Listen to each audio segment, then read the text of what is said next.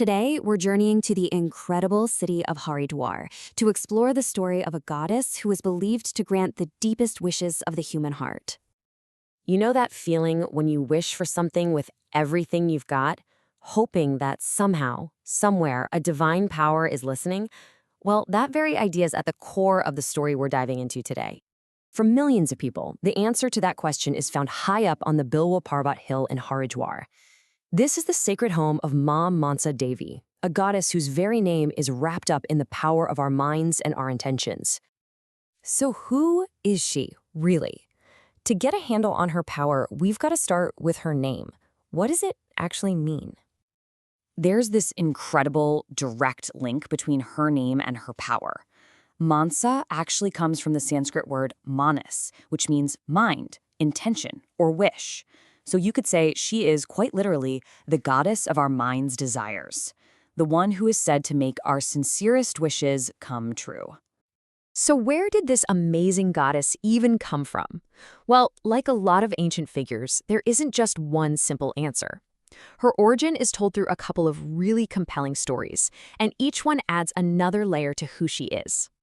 So on one hand, we have this incredible tradition where the great sage Manu Maharaj, in the middle of his deep penance, had this profound wish, a mansa, for a power to protect the earth from demon serpents. And poof, she was born from that pure intention. Then there's another really popular version where she's the mind-born daughter of Lord Shiva himself and the sister of the snake king Vasuki. This makes her a powerful protector against snake-related problems. But you see the common thread, right? In both stories, she emerges as a powerful guardian. Okay, so we're getting a picture of her name and origins, but that brings up a really big question. Why Haridwar? What is it about the specific city that makes it her chosen home?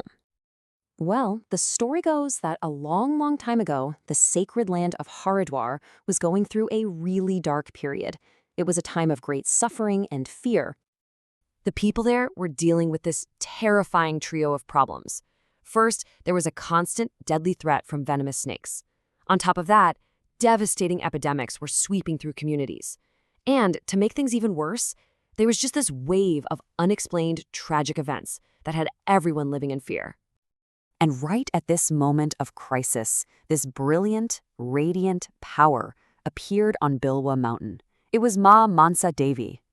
And she made this incredible promise. She said, "This place will be my abode.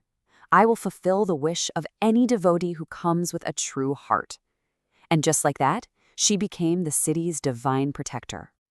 That powerful promise she made leads us straight to one of the most unique and beautiful rituals you'll ever see.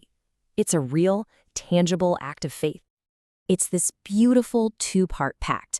So a devotee goes to the temple, makes a wish, and then ties a simple thread around the branch of a sacred tree there. That thread becomes a physical symbol of their prayer. You could call it a bond of wish. But here's the crucial part. Once the wish is granted, they have to come back to the temple and untie a thread. It's about completing the cycle and showing gratitude. But hold on, Maa Mansa Devi isn't the only one watching over Haridwar. She's actually one half of a seriously powerful divine duo. You see, local tradition says that two sisters guard the city from opposite mountain peaks. On Bilwa Parvat, you have Mansa Devi, the compassionate wish fulfiller. And then, right across the valley, on top of Neel Parvat, you'll find her sister, Chandi Devi, who is this fierce protector that fights off evil. Together, they create this complete shield of divine protection around Haridwar, perfectly balancing compassion with strength. So, after all these stories and legends and rituals, what's the core philosophy here? What's the real takeaway from the story of Maa Mansa Devi? In the end, it all comes full circle, right back to the mind, to our intentions. The big message in our story isn't really about grand gestures. It's all about sincerity. And it's captured in this one simple belief. The simpler and truer the devotee's heart, the sooner their wish is fulfilled. And that really leaves us with something to think about, doesn't it? If everything really does hinge on the purity of our intentions, it kind of leads to a very personal question for each of us. What is the truest wish of your heart?